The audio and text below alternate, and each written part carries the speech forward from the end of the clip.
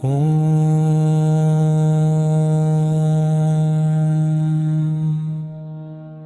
श्रीं महालक्ष्म्यै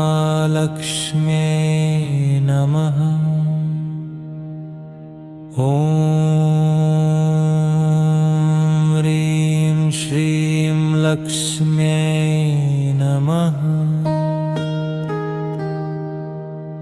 नमस्ते अस्तु महादेवी श्रीरूपेण विराजिते, पद्मासने पद्महस्ते सर्वसौभाग्यदायिनी, कमलालये कमलाक्षि कमलासनपूजिते, शरणागतदीनार्ते महालक्ष्मी नमोऽस्तुते।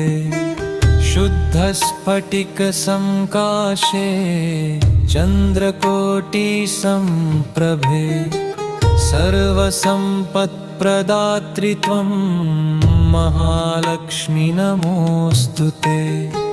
धनधान्यप्रदे देवी सन्तानसुखदायिनी, आरोग्यं यश ऐश्वर्यं देहि मे कमलाले।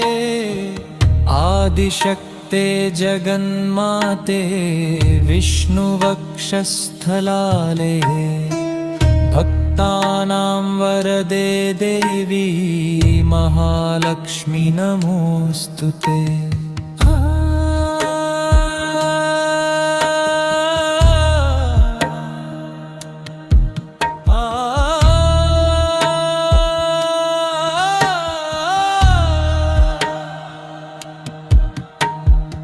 शान्तिं देहि सुखं देहि, समृद्धिं देहि मे सदा, भक्तिं देहि च मे देवी, त्वयि निष्ठां प्रयच्छ मे। प्रसीद प्रसीद हे मातः, प्रसीद कमलाले, सर्वमङ्गलमाङ्गल्ये महालक्ष्मी नमोऽस्तुते। ॐ श्रीं ह्रीं श्रीं महालक्ष्म्यै नमः। ॐ श्रीं ह्रीं श्रीं महालक्ष्म्यै नमः। ॐ श्रीं ह्रीं श्रीं महालक्ष्म्यै नमः। इति श्री महालक्ष्मी स्तोत्रम्।